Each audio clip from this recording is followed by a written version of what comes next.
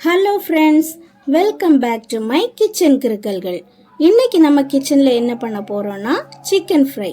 வாங்க எப்படி பண்றதுன்னு பார்க்கலாம். இதை பண்றதுக்கு நான் இன்னைக்கு 3/4 கிலோ போல சிக்கன் எடுத்திருக்கேன். அதை நல்லா வாஷ் பண்ணிட்டு ஒரு பவுலுக்கு மாத்திக்கிறேன். இப்போ அதில் தேவையான அளவு உப்பு, மஞ்சள் தூள், மிளகாய் தூள், தனியாத்தூள், கரம் மசாலா, சிக்கன் மசாலா, அப்புறம் கொஞ்சமாக தயிர் போட்டு நல்லா மிக்ஸ் பண்ணிக்கலாம். மசாலா போடும்போதே இஞ்சி பூண்டு பேஸ்ட் போடணும். நான் மறந்துட்டேன், அதனால் இப்போ போட்டு மிக்ஸ் பண்ணிக்கிறேன். ஒரு 10 நிமிஷம் அப்படியே ஊறட்டும். இப்போ நம்ம ஒரு கடாயில் கொஞ்சமாக ஆயில் ஊற்றிக்கலாம். அதில் 2 கொத்து கறிவேப்பிலை போட்டுக்கிறேன். கறிவேப்பிலை போட்டால் தான் அந்த வாசனையே ரொம்ப நல்லா இருக்கும். கறிவேப்பிலை பொரிஞ்சதும் நம்ம ரெடி பண்ணி வச்சிருக்கிற சிக்கன் பீசஸை ஒன்றொன்னா போட்டுக்கலாம்.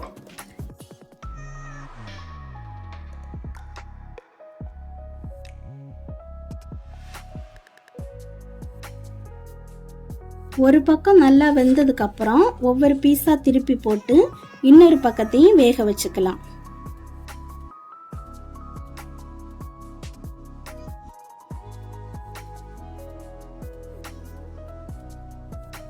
எல்லா பக்கமும் நல்லா பொரிஞ்சு வந்ததுக்கு அப்புறம் ஸ்டவ்வை ஆஃப் பண்ணிட்டு பிளேட்டுக்கு மாத்திரலாம்.